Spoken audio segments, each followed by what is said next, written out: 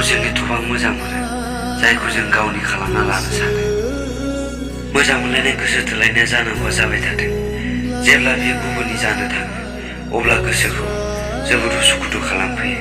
गोसो थोलायनाया रावनिबो खुरमा जाथि थाया, नाथाय धोरोम थायो खालि फोथायनाय, अनलायनाय, मोजां मोननाय। जेराव नों दुखु दाहा नागिरनानै, खुरमा जाथि नागिरनानै नोङो मोजां मोननायखौ फेलें खालामनाङा।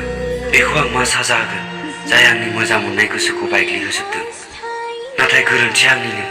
बिनि बाथ्राफोरखौ मोजां मोननाय बायदि आं गोसोआव लानाया।